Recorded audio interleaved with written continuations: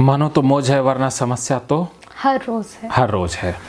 भगवत गीता का दूसरा महामंत्र जिसके माध्यम से डिप्रेशन एंड एंजाइटी छू मंत्र हो जाएगी वो है समर्पण। देखो समर्पण का क्या मतलब है? समर्पण मतलब जितना मुझे समझ आता है कि हमें अपने आप को त्याग देना चाहिए। हाँ, सरेंडर। सरेंडर। किसके प्रति सरेंडर करें? प्रकृति। प्रकृति के प्रति कर सकते हैं या किसी इंसान के प्रति कर सकते हैं, किसी के भी प्रति सरेंडर हो सकते हैं। जरूरी नहीं है कि किसी विशेष व्यक्ति के प्रति या विशेष लोग जैसे बाबाओं के प्रति सरेंडर हो जाते हैं। हाँ जी। तो हमें सरेंडर किसके प्रति होना है यही पहले समझना ज़रूरी है और सरेंडर के फ़ायदे क्या है वो समझने ज़रूरी है। इसमें हम ना किसी शक्ति या किसी के इंसान के ऊपर 100% छोड़ देते हैं, लेट गो कर देते हैं जी। कि इस प्रकृति में हमारे हाथ में कुछ भी नहीं है, सब कुछ प्रकृति कर रही है ना जी। तो आपने कहा प्रकृति के ऊपर सरेंडर, तो प्रकृति के ऊपर ही सरेंडर करना अच्छा सरेंडर है। लोग इंसानों के ऊपर सरेंडर करते हैं लेकिन इंसान तो कुछ भी व्यवहार कर सकता है। बिल्कुल। तो फिर वो ठगे हुए महसूस करते हैं। बिल्कुल। तो इसी बात का फ़ायदा लोग अंधभक्ति के द्वारा उठाते हैं। बिल्कुल। अंधभक्ति और सरेंडर में इतना ही अंतर है कि अंधभक्ति में इंसान उन चीज़ों में फोकस करता है जो रियलिटी में सच नहीं है, जो प्राकृतिक नहीं है। जी जी जी। हाँ, और समर्पण में हम प्रकृति के प्रति या नियम के प्रति या सच के प्रति समर्पित हो जाते हैं जी। उसका फ़ायदा है। समर्पण में फ़ायदा नहीं उठाया जा सकता, अंधभक्ति में शोषण होता है जी। ये अंतर है।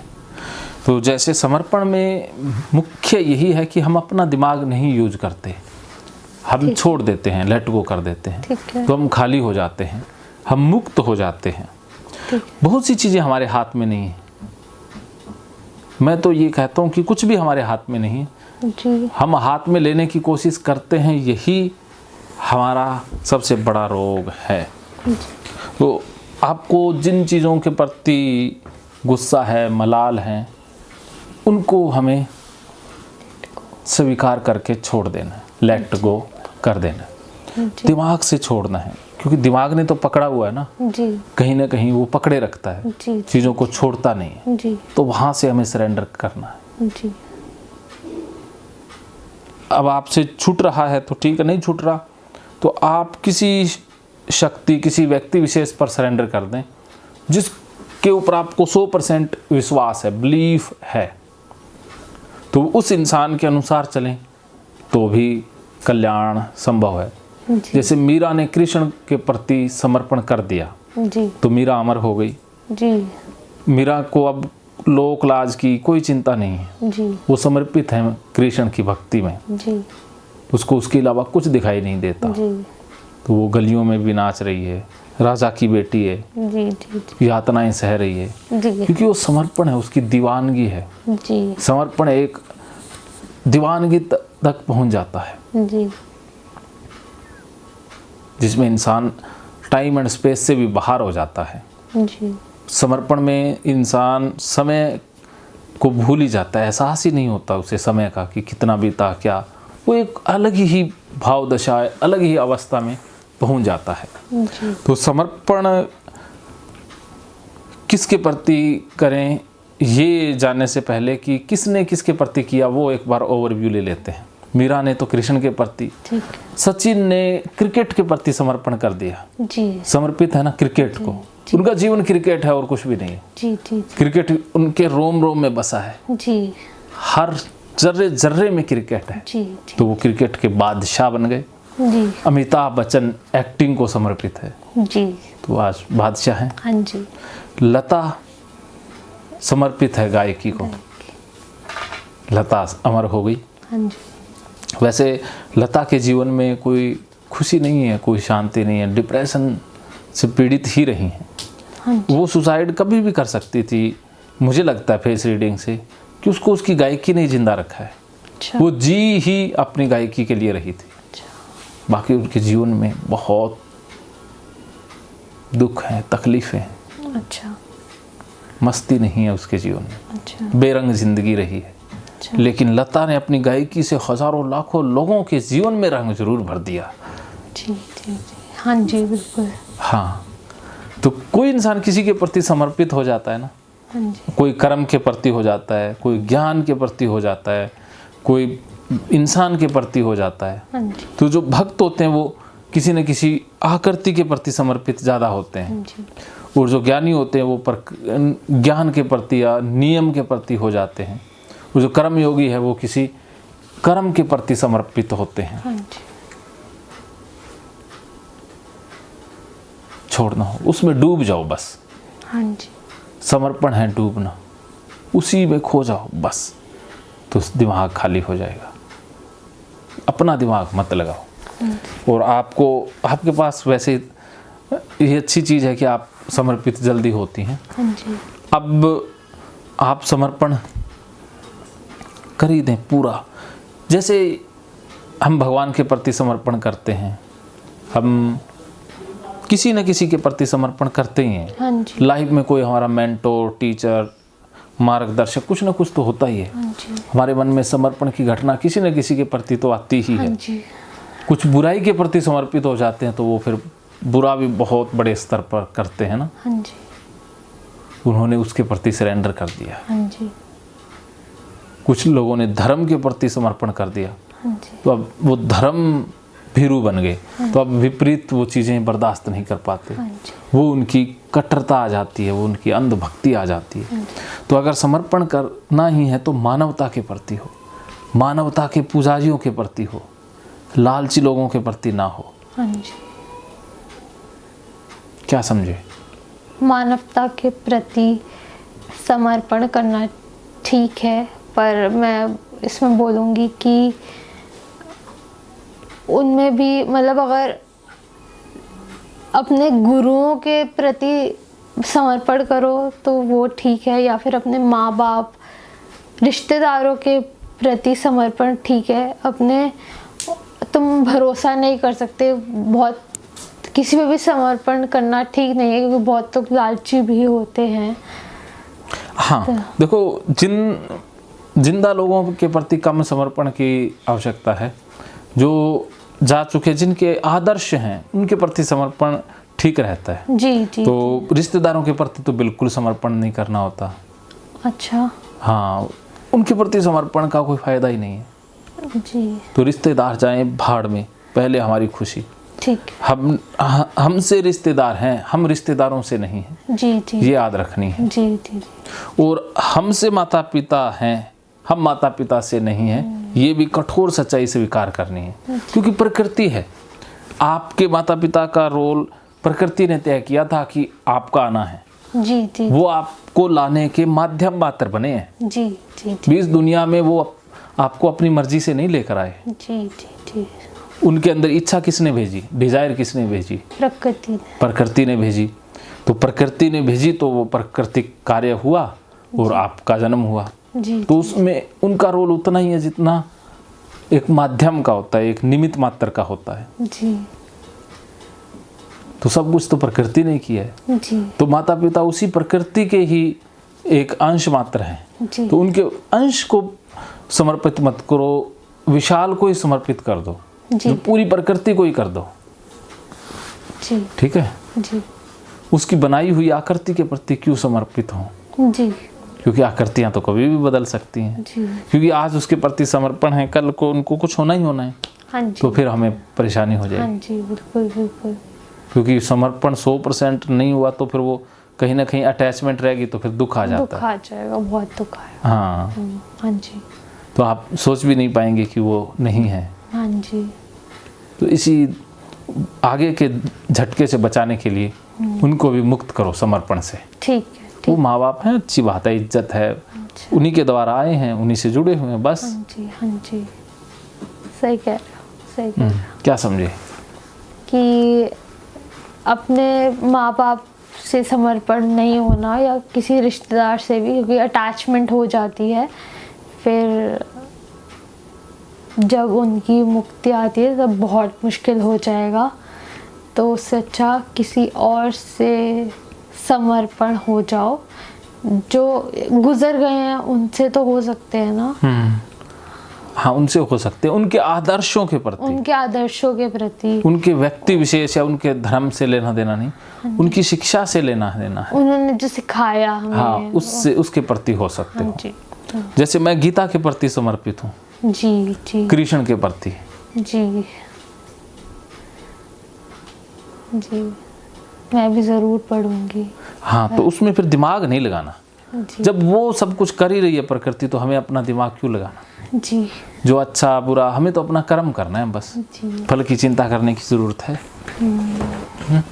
तो जो होगा सो देखा जाएगा। हम तो अपना कर्म करते हैं जी बस। कोई दिक्कत परेशानी फिर जी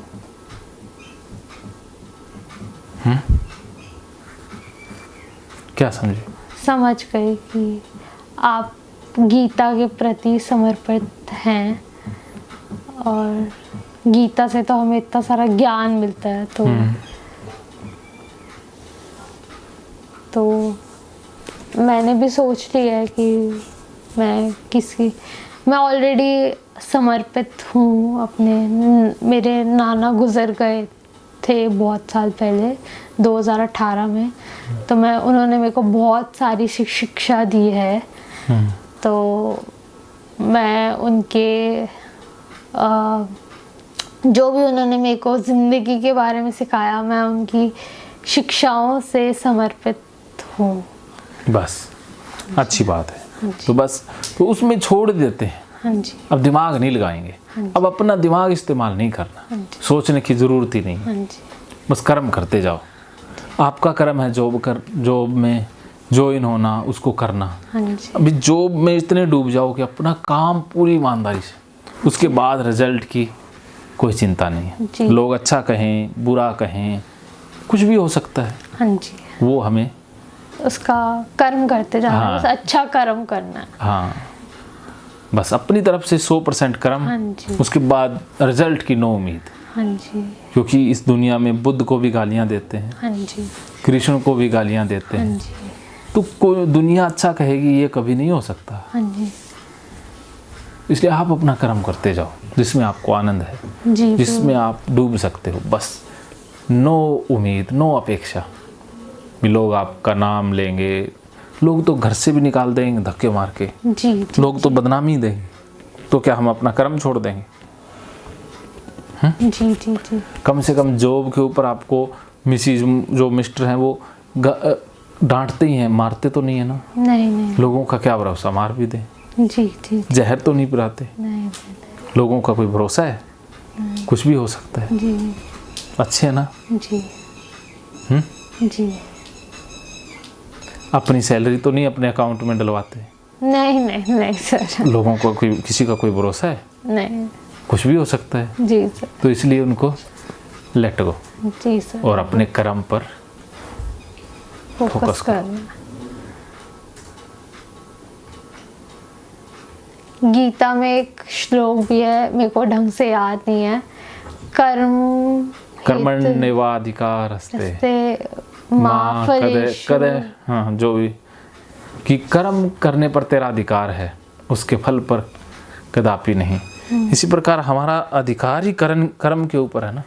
उसके फल पर तो ना अधिकार हुआ है ना होगा। तो आज से फल हटा दो और कर्म में खो जाओ। फल पर जब जब फोकस होगे तब तब परेशानियां आएंगी ही आएंगी। हाँ जी।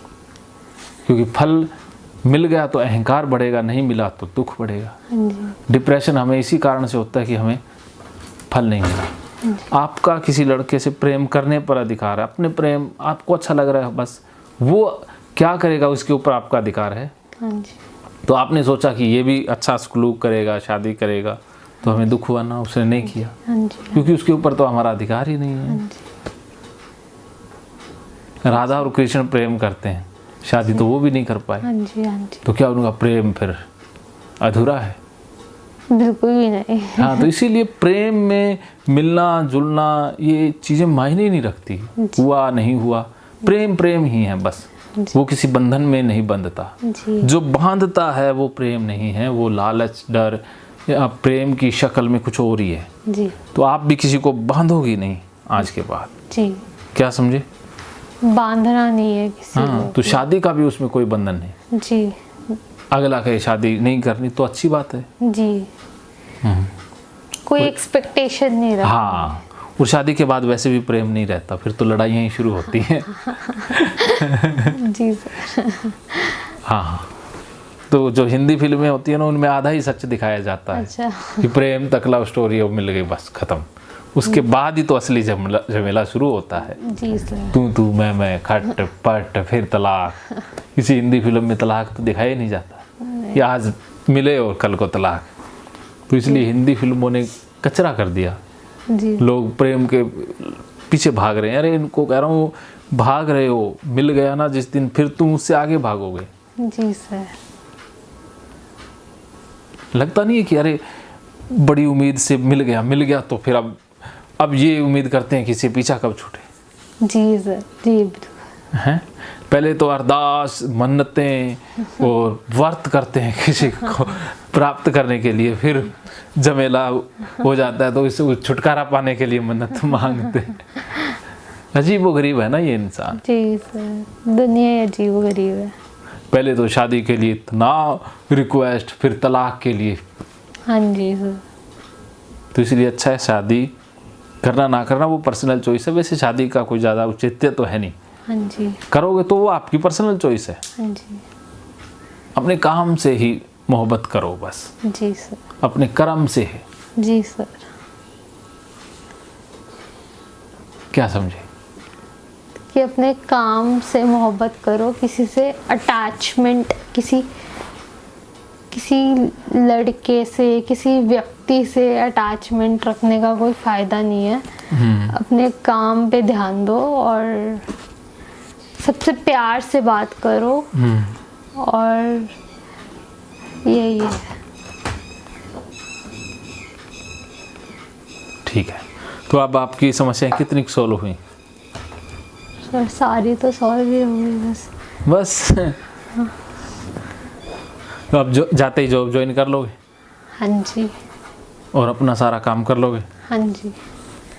और क्या क्या करने वाले हो? और बस छुट्टियां तो हो गई और बस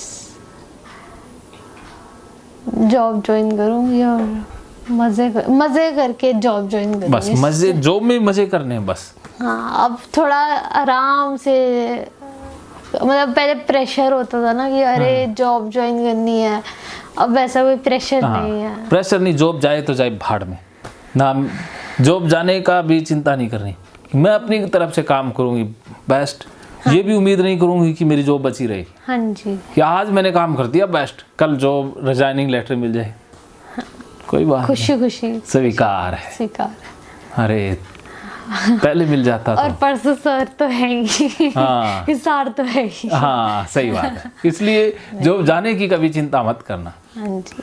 आप अपनी तरफ से काम पूरा रखो ईमानदारी से। हाँ जी। जिस काम के लिए हमें अपॉइंट किया गया है उससे 100%, उससे ज़्यादा ही करके देंगे। जी सर। उससे कोई बेईमानी नहीं। हाँ जी। फिर भी जॉब के रिजाइनिंग लेटर का भी स्वागत दिल खोल के करेंगे। जी सर बिल्कुल। और बाकी जो कई बार क्या है कि हम इस लालच में कि यार जॉब चली जाएगी, इसलिए हम फालतू के लोगों को बख्शते रहते हैं। जी सर। वो नहीं, उनको बख्शना नहीं है, उनको ना किसी दूसरे का काम करना है। जी सर। अपना काम पूरा करना है, दूसरे का नहीं।